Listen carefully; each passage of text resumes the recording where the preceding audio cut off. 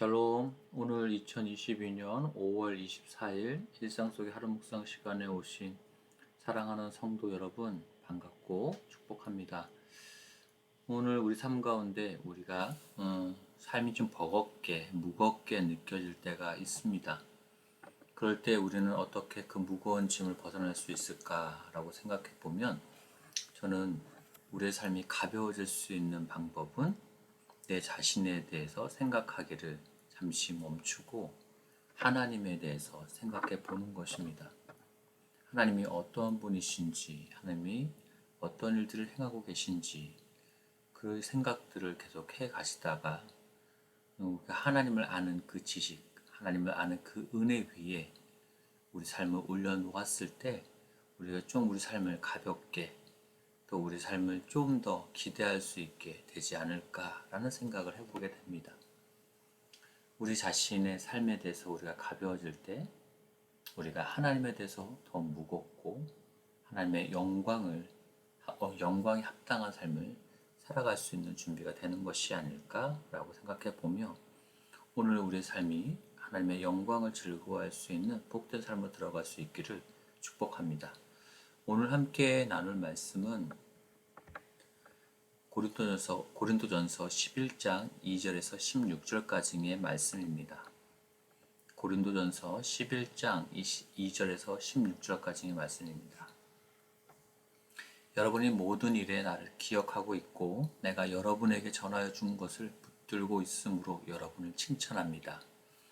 그러나 여러분이 깨달았으면 하는 것이 하나 있습니다. 그것은 모든 남자의 머리는 그리스도며 여자의 머리는 남자이며 그리스도의 머리는 하나님이시라는 사실입니다. 남자가 머리에 무엇을 쓰고 기도를 하거나 예언을 하면 그것은 자기의 머리가 되시는 그리스도를 욕되게 하는 것입니다. 그러나 여자가 머리에 무엇을 쓰지 않고 기도를 하거나 예언을 하면 그것은 자기의 머리를 욕되게 하는 것입니다. 그것은 삭발한 것이나 다름이 없습니다. 여자가 머리에 무엇을 쓰지 않으려면 머리를 밀어버리십시오. 머리를 밀어내는 것이 여자에게 부끄러운 것이라면 무엇으로든 머리를 가리기 바랍니다. 남자는 하나님의 형상과 영광이므로 머리를 가려서는 안 됩니다. 그러나 여자는 남자의 영광입니다. 그것은 남자가 여자로부터 생겨난 것이 아니라 여자가 남자로부터 생겨났기 때문입니다. 또한 남자가 여자를 위해 창조된 것이 아니라 여자가 남자를 위해 창조되었습니다. 그러므로 천사들 때문에 여자는 권위의 표를 그 머리 위에 지녀야 합니다. 그러나 주님 안에서는 여자가 남자 없이 독자적으로 존재하지 않고 남자도 여자 없이 독자적으로 존재하지 않습니다. 왜냐하면 여자가 남자로부터 생겨난 것처럼 남자는 여자를 통해 태어났기 때문입니다. 그러나 모든 것들이 하나님으로부터 생겨났습니다. 여러분 스스로 한번 판단해 보십시오. 여자가 머리에 무엇이든지 쓰지 않고 하나님께 기도하는 것이 옳은 일입니까? 자연 그 자체가 여러분에게 교훈하듯이 남자가 머리를 길게 하면 명예롭지 못합니다. 그러나 여자가 긴 머리를 하는 것은 그 여자에게 영광이 됩니다. 긴 머리는 여자에게 머리를 가리는 역할을 합니다. 이 문제에 대해 다른 의견을 제기하는 사람이 있다면 내가 말할 수 있는 것은 우리나 하나님의 교회나 이것 외에 다른 풍습을 받지 않았다는 사실입니다. 아멘. 앞서 고린도전서 8장에서 10장까지는 사도 바울이 우상의 제물에 대해서 언급하면서 성도의 자유에 대해 모든 것이 가하다고, 모든 것이 유익이 아니고 덕을 세우는 것이 아니라고 말씀합니다. 그러니 당연히 성도의 자유는 다른 사람들의 유익을 위해 덕을 세우는 것, 그리고 그것은 우리를 위해 자신의 권리를 내려놓으신 예수 그리스도, 그리고 그런 예수를 닮아가려는 사도 바울을 닮아가는 것이다 라고 말씀하고 있습니다.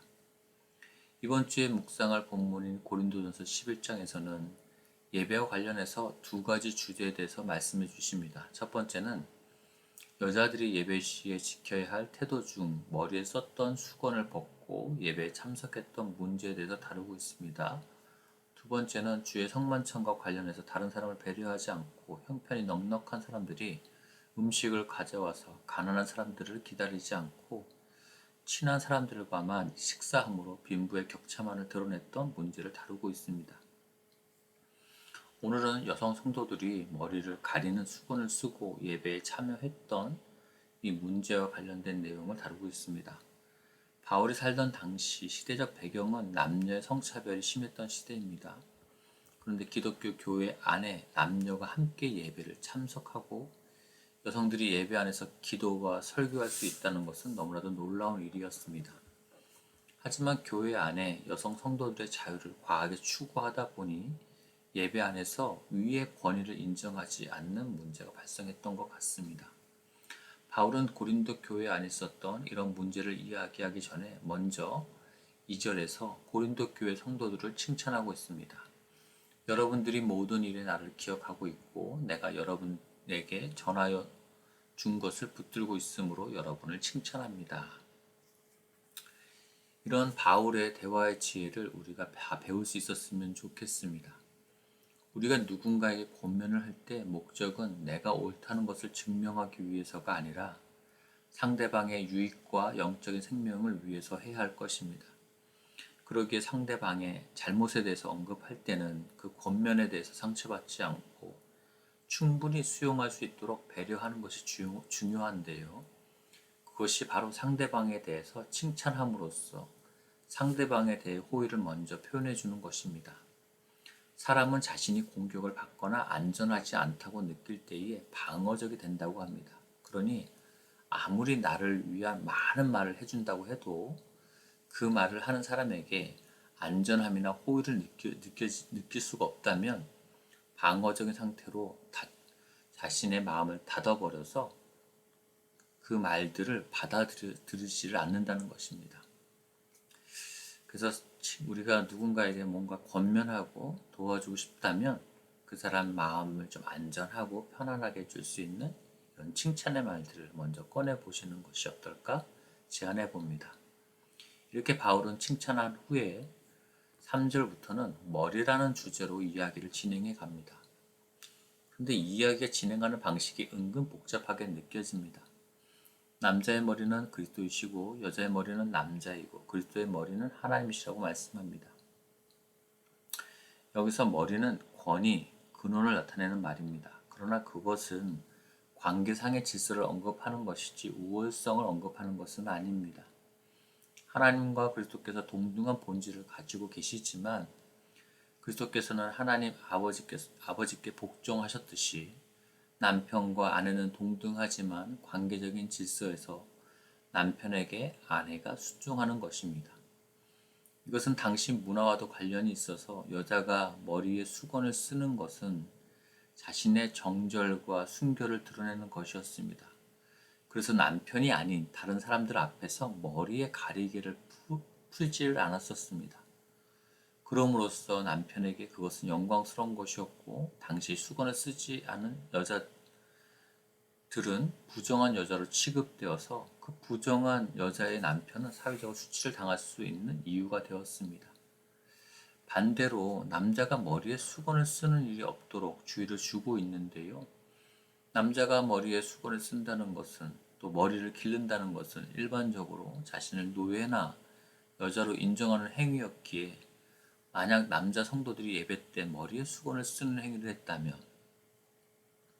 또는 머리를 길렸다면 교회 공동체 안에 남녀 구분이 없는 무질서한 집단이거나 동성애 집단같이 부도덕한 집단으로 오해를 받게 될 여지가 있었기 때문에 이것을 금지하고 있습니다. 8절에서 13절에서는 창조를 언급하면서 남녀의 관계를 언급하고 있는데요. 이 내용들을 간단하게 좀 요약해 본다면 남녀가 서로 상호 보완적인 존재이지만 성별에 따른 목적이 다르기 때문에 하나님의 창조 질서 안에서 남녀가 동등하지만 남녀의 역할이 구별되어지고 서로 다르다는 것을 인정해야 한다는 것입니다. 11절은 그러나로 시작하지만 그럼에도 불구하고로 해석할 수 있습니다. 앞에서 창조를 근거로 한 성별의 차이에 앞에서는 창조를 근거로 성별의 차이에 더 중점을 두었다면 이 11절 이후부터는 그리스도 안에서 새로운 질서, 남녀의 동등성에 더 강조점을 두고 말씀하고 있습니다. 그러나 13절에 보면 사회적인 배경 안에서 여자가 머리를 가리는 수건을 쓰는 것이 쓰지 않는 것보다 더 타당한 것이 아니냐며 판단을 해보라고 말씀합니다. 그렇다면 여자가 머리를 가리는 수건을 착용하는 것은 절대적인 진리라기보다는 그것을 우리가 처한 상황에서 판단할 수 있는 상대적인 판단이 가능한 영역이라는 것을 우리는 알 수가 있습니다. 14절에서는 남자가 머리를 기르는 문제를 다시 언급합니다. 오늘 본문에서 머리의 길이가 굉장히 중요하게 다뤄지고 있는데요. 당시 시대적 배경에서 남자가 머리를 기른다는 것은 자신이 여자와 같은 역할을 한다는 것을 나타내는 것으로 여겨졌는데요. 당시 헬라 문화권에서는 플라토닉 러브라는 이름으로 동성애가 범람했었습니다. 15절에서는 여자의 긴 머리가 영광이라고 했습니다. 남자의 짧은 머리와 여자의 긴 머리는 당시 문화적 배경 안에서 하나님의 창조 질서 원리를 인정하고 순종하는 외적인 표시였던 것입니다. 이 16절에서 바울은 여성 성도들이 머리에 가리는 수건을 쓰지 않고 예배 때 설교와 기도를 행하는 풍습은 없다라고 말하면서 이것에 대해서 더 이상 변론할 것이 없다고 말씀하고 있습니다. 앞서 우상의 제물을 먹는 문제에 대해서도 지식이 있어서 모든 것이 가능하다고 여기는 사람들에게 바울은 다른 사람들의 유익을 위해서 그리고 공동체 안에서 덕을 세우기 위해서 자신에게 주어진 자유를 사용하라고 했던 것과 마찬가지로 당시 문화적 상황에서 여자들이 머리에 수건을 쓰지 않는 것은 거리의 여자를 상징하는 것으로 여겼기에 또 남자가 머리를 길게 하는 것은 동성애자를 나타내는 것이었기에 예배에 참석하는 성도들이 그 당시에 남녀 간 성별에 맞게 머리 모양과 길이를 유지하는 것이 필요한 풍습이라고 말씀합니다. 그렇지 않을 때에 예배드리는 다른 이들에게 성적으로 오해를 줌으로써 내부적으로는 시험이 될 수 있기 때문이고 또한 교회를 바라보는 세상 사람들과 관계에서도 부도덕하고 방탕하다는 오해를 하는 문제를 발생시킬 수 있었기 때문입니다.